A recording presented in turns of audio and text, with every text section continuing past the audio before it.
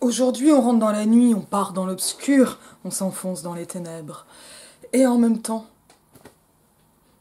quelque chose comme une immensité. Il est temps de lire Herbes et Golems.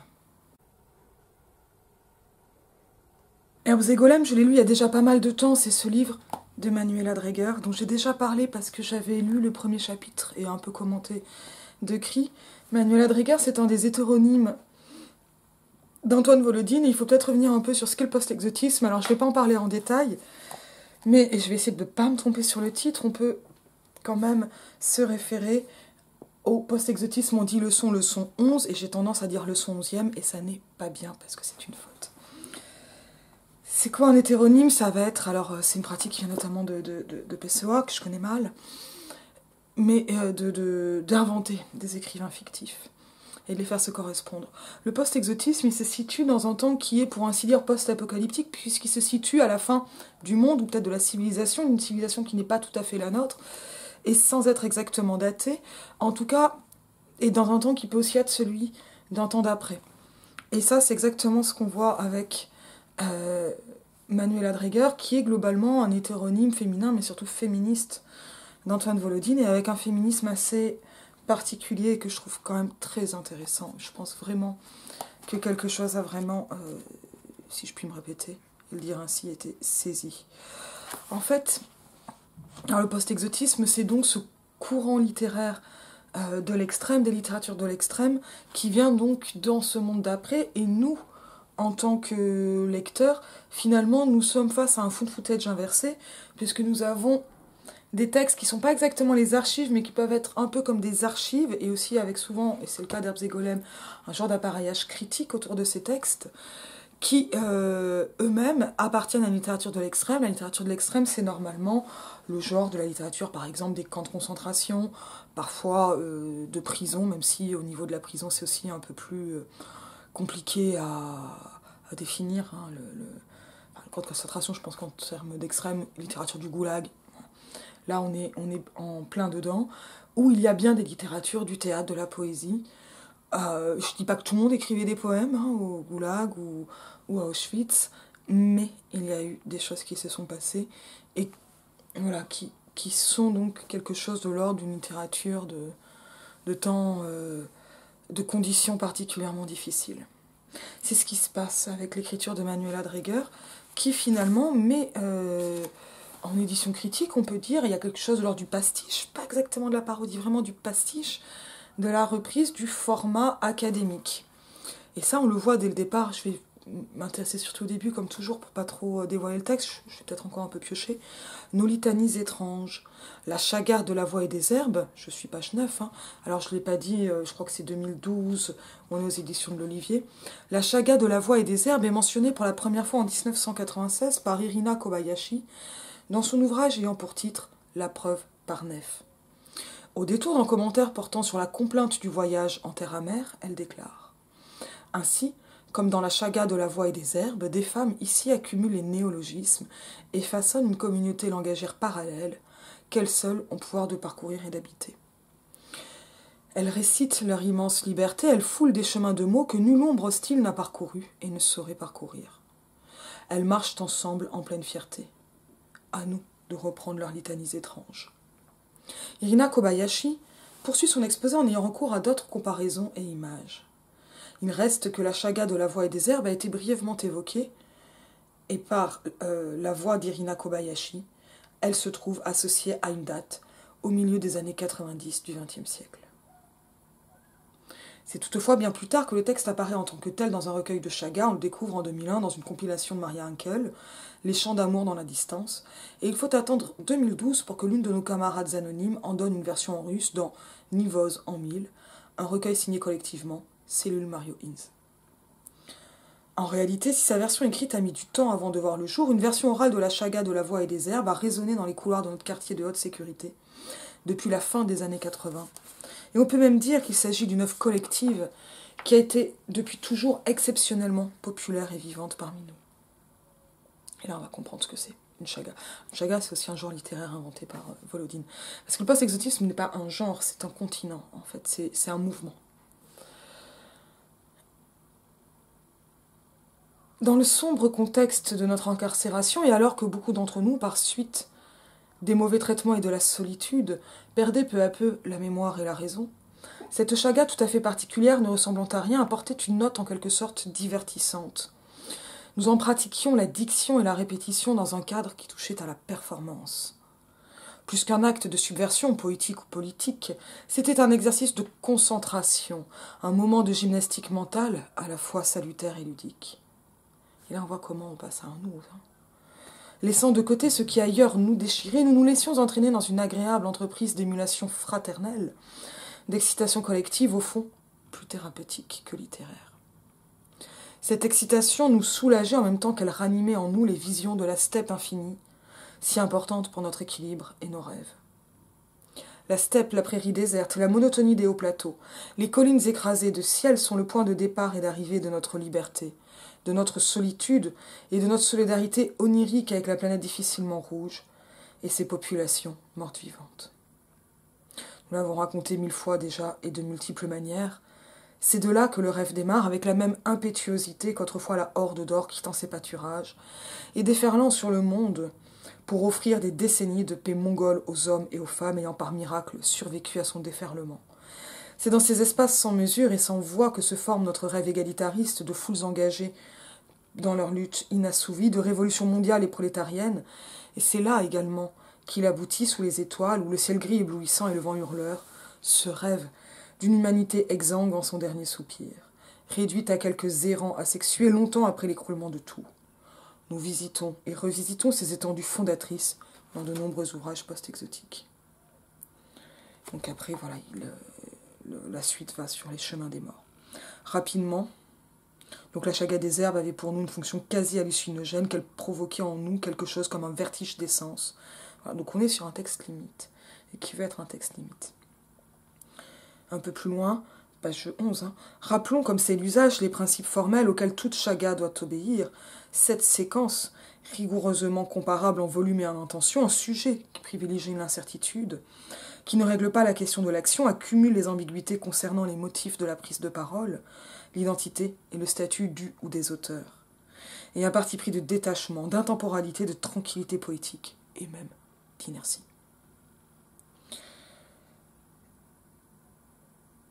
Tous ces éléments sont bien réunis dans la chaga de la voix et des herbes. Parmi les femmes qui prennent successivement la parole, beaucoup nous ont quittés. Chacune d'elles prononce avec aisance et amour, en articulant à la perfection, 111 appellations d'herbes imaginaires. Les actrices sont réelles, mais déjà mortes. Les herbes sont vivantes, mais imaginaires. Nommer aujourd'hui les unes et les autres est un geste élémentaire, normal dans la tradition post-exotique, un hommage que chaque prisonnière leur rend. Nous redonnons voix à celles qui l'ont perdue, nous donnons sève à celles que nul n'a connues. C'est bien le moins que nous puissions faire. Des femmes disent la prairie et multiplient ici inventions et néologismes. Les variantes de cette chaga ne se comptent plus, et elles sont décuplées par le fait que dans la réalité de notre quartier de haute sécurité, les langues parlées sont nombreuses et que chacune de nous adapte et traduit selon sa propre sensibilité linguistique la séquence qu'elle murmure derrière la porte de sa cellule. La chaga de la voix et des herbes magnifie à la fois notre communauté langagière et notre diversité. Elle est sans cesse en mouvement et aucune de ses versions n'est définitive. C'est une chaga que nos souffles parcourent comme le vent caresse la steppe. Elle est parallèle au monde, infiniment une et diversifiée, et, quand nous la disons, que ce soit par nuit noire ou par une nuit de pleine lune, ou que ce soit en une période de folie furieuse, ou de découragement et même d'hébétude, quand elle sonne dans les couloirs, nous la parcourons ensemble, nous l'habitons, nous nous enivrons d'elle, et cela nous apaise. Commune Anita Negrini, commune Petra Kim, commune Maria Schrag. Donc on est dans un texte qui est un texte qui se veut donc limite, mais qui est aussi un texte paysage, qui va solliciter un paysage. Et dans Leçon sur le post-exotisme, alors je crois que c'est justement attribué à Irina Kobayashi, mais là je ne vais pas avoir la page, ces textes sont vraiment présentés comme cette visée thérapeutique qui est mentionnée, mais qui vont permettre de tenir au moment de la torture et notamment des viols. Je vais lire Herbe 1, dite par Cynthia Beddobulle. la grimansonne, la barbe de pèlerin, la déolière, la trépille, la collerenne, la méchevie, la canne de Byzance, la berge mauve, la gorde chevalière, la gorde des biquets, la valse suave, l'annulaire nonnette, la canne de Vouy, la cache-botte, la cline, la groue, la consoleuse, la trappe-fan, le tripolien, la dive aigrette, la pampanule, la gatronne, la purène des sépulcres, la mourganzie, la lumeuse des anges, la carbalaine, la mortefeuille, la pince-ombre, la vénulée, la gardienne d'Orbise, l'épi des menteurs, la tante-gotte, la tendre-gotte, la barigotte du mulatier, l'ombre-gotte, la palante vénéneuse, la carte basse, livre de suie, la garfe trois piques, la quarante voleuse, la broudaine, ou broudemolle, ou broudenox, la chointante dorée, la niquette des éplorés, la toute jaune, la moussoua, l'hyparoène, le plumé du Capricorne, la ronquebuine, la hanche verte, la blanche, la blande, la trouenne, la lèvre naine ou bouche naine, la belle gigotte, la lanterne du détrousseur, la poche de vieille, l'onfi des ravins, la gobie des ravins, la zarzelle des assassins, l'insomniaque, la myrmache, la tritemelle ou tritemoile, la liane bosse, la cotte-brenne, la grillarde ou solanière, la braque-pointe, la guilletame, l'épuisaine, la coquemue, la trique-épanouelle, la mille-fourmis, la pourlèche, la hontebue, les fourraines, la trompe des innocents, la hampe de Tchinguiz, la luce des hôpitaux, la zizane, la brasse-guêpe, l'igoudienne, la malpousse, le balai blanc, le balai des icônes, la saute-verge, l'opritkini, la douce avios, la pendivan, la moursonge, la caténène, les clochevines, la rouge des lucioles, la bourriette, la trempemie, la cantournette, la géante du moine, la veine pourprée, la nadugane, la mornovanche, la couviliane, la lacelotte, la manevigaine, la basonde amère, l'herbe du pesteux, l'herbe du gourmand, le désespoir de l'oiseleur, le désespoir des sorcières, la revenante, l'herbe des vierges, le désespoir des vierges, la grande préaigne. Et ça continue. Alors la plupart de ces herbes ont des noms féminins, tous ces noms sont inventés, et quelques-uns des noms masculins. Et ce que je trouve vraiment, donc voilà, je ne vais pas tous les lire, mais je voudrais aller un peu vers la chaga du golem presque éternel, qui est aussi un texte que je trouve extrêmement beau, et faire ensuite quelques commentaires sur tout cela. Golem presque éternel, blessure éternelle. Comme cela souvent se produit pour les poèmes qui circulent dans notre quartier de haute sécurité, l'origine de la chaga du golem presque éternel est devenue incertaine. Reprise, répétée, modifiée et parfois privée de voix pendant des périodes qui pour elle ressemblent à de la mort. Les créations post-exotiques se diluent peu à peu dans le cœur murmurant, qui leur permet d'exister de cellule en cellule, de couloir en couloir et d'étage en étage. Elles se fondent dans cette entité polyphonique et parfois rapidement, parfois avec des résistances qui ralentissent le processus, elles s'affranchissent de toute référence d'auteur. On les attribue à un collectif tel par exemple Infernus Johannes, ou on complique la recherche génétique en donnant à leur créateur le nom d'un ou d'une ou de plusieurs de nos camarades disparus. La signature apposée au bas d'un poème nous a toujours semblé être une revendication malsaine, et en tout cas, un geste dérisoire quand on pense aux circonstances dans lesquelles naît et survit notre prose. La signature est indispensable à l'extérieur des murs, elle facilite la tâche de nos porte-paroles. Mais ici, dans l'enfermement et la folie, elle perd une grande part de son sens. La question de savoir qui avait composé la chaga du golem presque éternel a pourtant été l'objet d'un débat, l'automne dernier, peut-être parce que ces deux auteurs les plus vraisemblables, Rebecca Wolf et Sonia Velasquez, venaient d'être battus à mort par les gardiens, venaient d'être finalement exécutés par les valets du pouvoir militaro-industriel, et que nous cherchions à leur rendre hommage en redisant à leur place des œuvres qu'elles avaient écrites et murmurées, ou en inventant des poèmes qu'elles auraient pu elles-mêmes concevoir et diffuser. Donc là, il va y avoir un petit détail sur cette construction de la chaga, qui est marquant en tant que pastiche académique, très sérieux, et qui va donner cette espèce de profondeur, de perspective, d'origine au texte, et qui, en même temps, reste aussi un pastiche. Alors,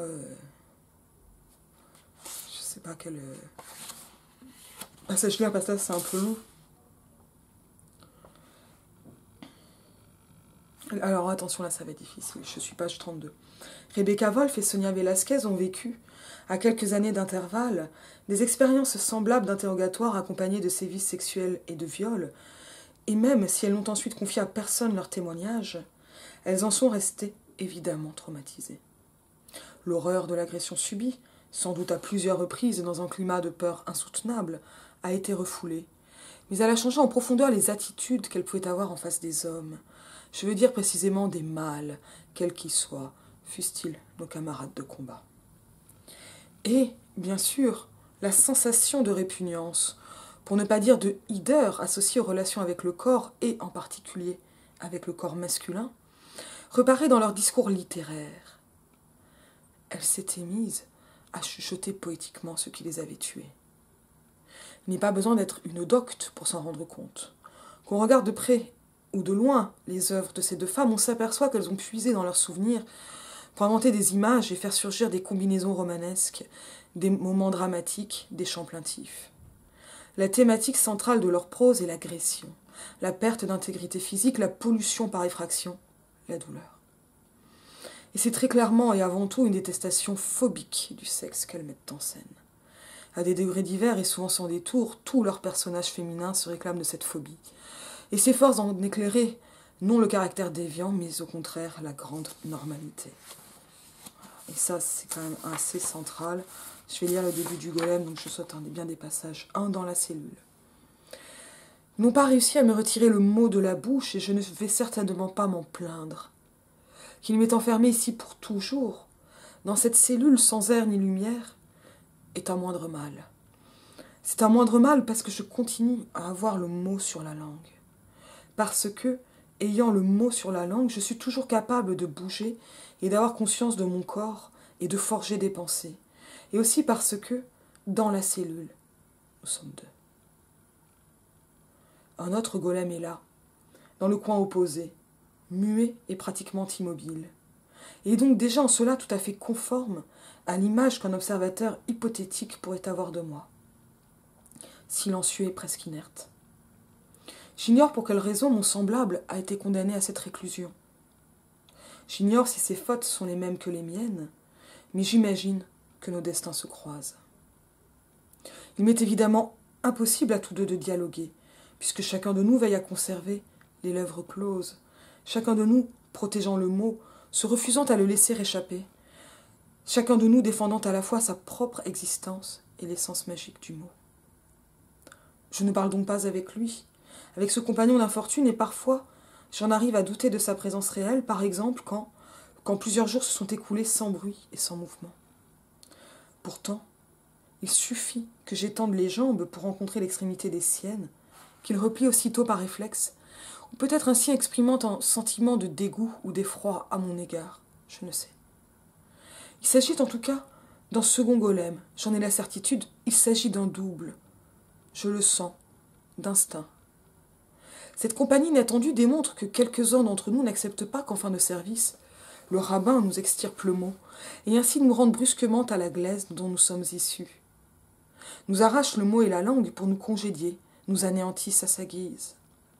Certains d'entre nous résistent. Restent soucieux, quoi qu'il arrive, de ne pas rejoindre l'inexistence, mais, surtout, de maintenir inviolé en eux le mot. Certains d'entre nous désobéissent au rabbin, ont cette audace. Quand je réfléchis à la raison de cette rupture dans la longue chaîne de notre servitude, quand je tente de me souvenir du moment où la révolte s'est éveillée puis incrustée en moi, je me rends compte qu'à l'origine, il faut chercher une peur qui nous accompagne sourdement depuis notre naissance. Et là, je parle au nom des golems en général, plutôt qu'en mon nom propre. À la seconde où nous ouvrons les yeux grâce au mot, nous découvrons devant nous le rabbin, et nous comprenons que c'est dans un cadre de violence et de ruse qu'il nous ôtera le mot. Le moment où la révolte a germé en moi remonte à loin, et je crois que, pour ma part, je peux le situer. Je me rappelle avoir serré mes dents d'argile et contracté mes joues et mes mâchoires d'argile en entendant le rabbin chuchoter devant ses invités que j'étais une créature soumise à son bon vouloir, et qu'une demi-minute suffirait pour que je retourne sur son ordre à la terre originelle. Mon ouïe est déficiente, les sons m'arrivent très déformés dans la tête, mon intelligence des langages est assez basse, et ces paroles du rabbin me sont clairement parvenues, et elles m'ont vexé. Donc là, je ne vais pas trop le continuer. Je le trouve incroyable, ce texte. Et peut-être, voilà, derrière les silences, mon corps n'a pas changé de nature, il reste terreux et lourd. Enfin, on reste dans le golem, presque éternel. Et on a ensuite la chaga de la révolte des humbles simples qui commence par un communiqué du comité de soutien aux ivrés. J'en lis un peu. Les herbes vivent sous le ciel sans exiger grand-chose. Elles sont anonymes et on les écrase. Les humains les piétinent, les animaux les broutent. Il y a injustice en ce destin, et ce n'est pas parce que quelques philosophes à 2 pieds sans plume leur reconnaissent la vertu d'humilité. Ce n'est pas parce que grande est cette humilité que leur sort s'améliore, que leur existence gagne en dignité et en douceur. Un comité de soutien aux ivrés a été créé qui tente de prendre la défense des herbes et tout d'abord se donne pour tâche de recenser leurs dénominations innombrables, dans une langue accessible et populaire qui, sans concession, s'oppose au latin de l'ennemi, au latin des églises de l'ennemi, des dictionnaires agricoles de l'ennemi. Le comité de soutien aux ivrés respecte les herbes sauvages, les herbes de la steppe immense sous le ciel, les herbes de la prairie immense, les herbes des hauts plateaux immenses sous le ciel, les herbes de la toundra. Le comité de soutien aux ivrés respecte toutes les herbes sans distinction, sans établir entre elles une quelconque hiérarchie, sans procéder à un classement de quelque ordre qu'il puisse être, et, en particulier, il refuse de diviser en végétaux consommables et non consommables, fourragés ou non, utiles aux troupeaux et aux pâtres ou non, vénéneux ou non. La longue nomenclature proposée et diffusée par les membres du comité de soutien aux ivrés n'a pas pour but une meilleure connaissance agronomique ou scientifique des herbes, qui, à coup sûr, conduirait à une offensive plus sélective de l'ennemi, à une amélioration de l'efficacité des défoliants et des désherbants de l'ennemi, sans parler de l'invasion prévisible, moins hasardeuse et plus ciblée de ses bergers et de ses bêtes. La liste des herbes sauvages, telle que l'a conçue le comité de soutien aux ivrés, compte avant tout sur l'intelligence de quelques-uns et de quelques-unes pour que se développe à tous les niveaux de la société humaine une sympathie active envers les herbes, quelles qu'elles soient, et où qu'elles se trouvent, une meilleure attention portée aux herbes et une plus grande tolérance en présence des herbes. En rendant public le nom des herbes, le comité de soutien aux ivrés s'efforce de mettre en évidence l'injustice noire dans laquelle jusqu'ici ont été tenues les herbes, le mépris qui les a entourées au point que très peu de nomenclateurs, à 2 pieds sans plume, se sont donné la peine de fixer entre elles des différences onomastiques, les classant le plus souvent sous des vocables génériques qui nient leur existence individuelle et permettent leur piétinement, leur destruction, ou à leur égard des attitudes monstrueuses d'ignorance. Voilà, donc j'en reste là. Et là, on va avoir encore donc une chaga, des herbes qui frémissent sous la lune. C'était très très beau.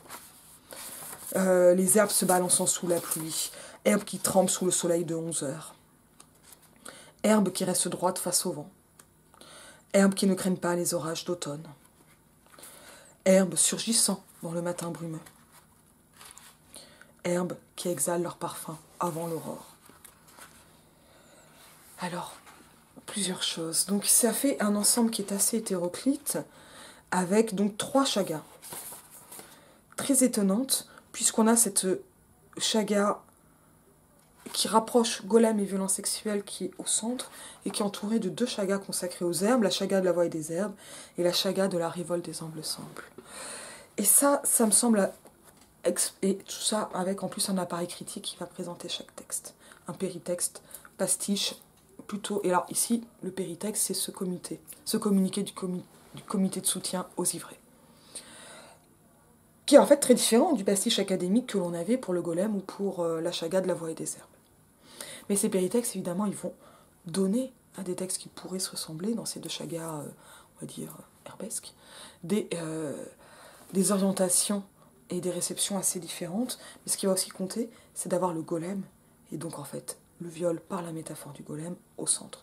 Et cette métaphore elle est explicitée par le péritexte semi-académique, semi-témoignage, avec ce passage à un nous qui vient lui-même des prisons. Alors là, Manuela Dreger, à Cavolodine, fait quelque chose qui pourrait être du pire des essentialismes. en rattachant les femmes à la nature, et en plus à la nature, à une des natures, une forme naturelle des plus humbles. Mais, on peut se souvenir que dans cette forme donc,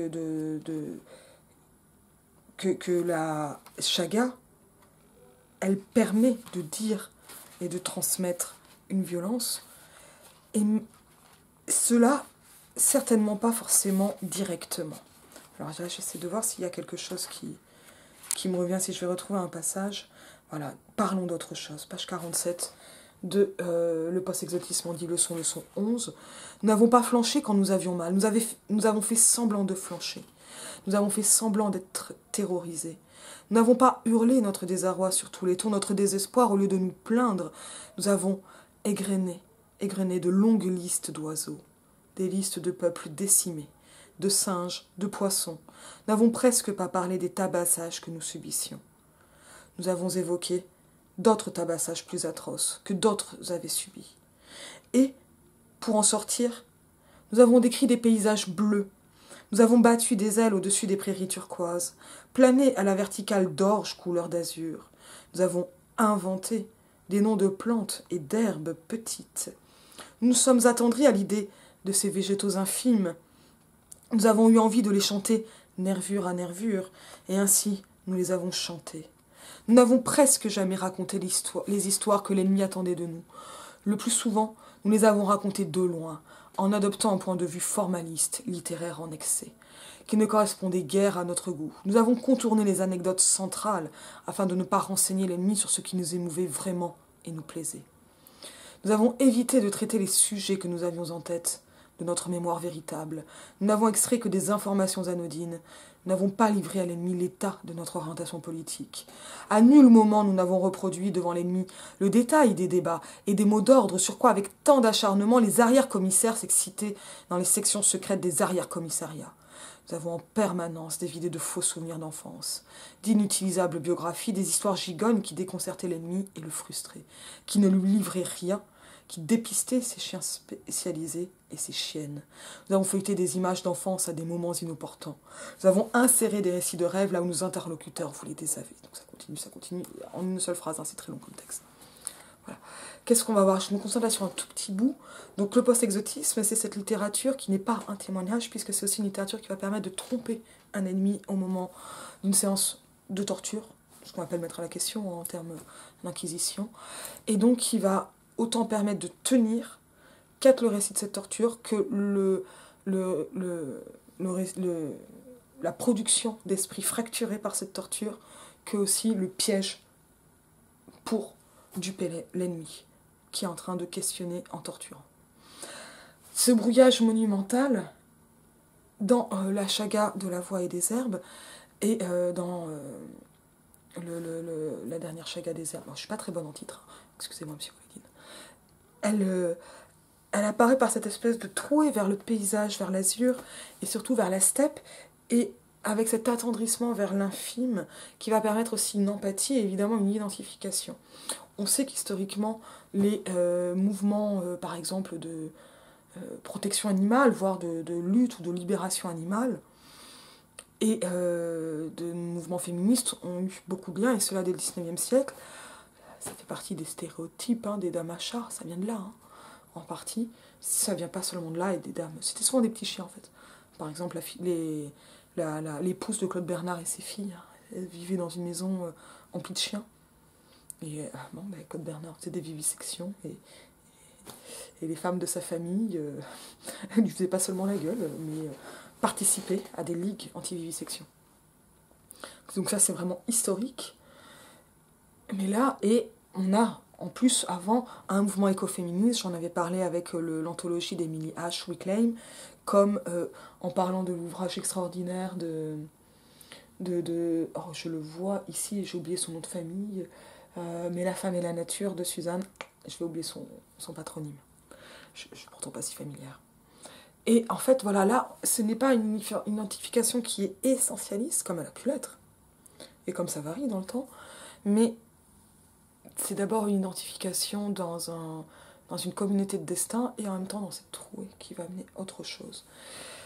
Et là, Manuela Dreger, Antoine Volodine, pratique quelque chose que l'on retrouve notamment dans les guérillards de Monique Wittig, qui est l'art de la liste, qui est un art épique, notamment en tradition occidentale, mais que l'on trouve aussi dans des traditions slaves, que là, moi, je ne connais pas, mais qui va prêter, et on le voit avec la chaga du golem presque éternel, un pouvoir magique au mot, parce que c'est le mot qui va donner vie. Et ainsi à la littérature elle-même, littérature qui va donc servir dans un combat politique, mais aussi permettre ce moment de survie. Et c'est là où voilà, la chaga, c'est à la fois un genre ludique et sérieux,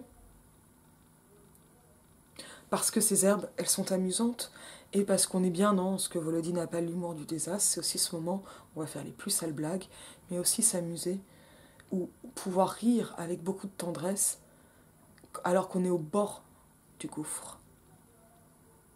Et je crois que je vais en rester là. Je vous dis à bientôt.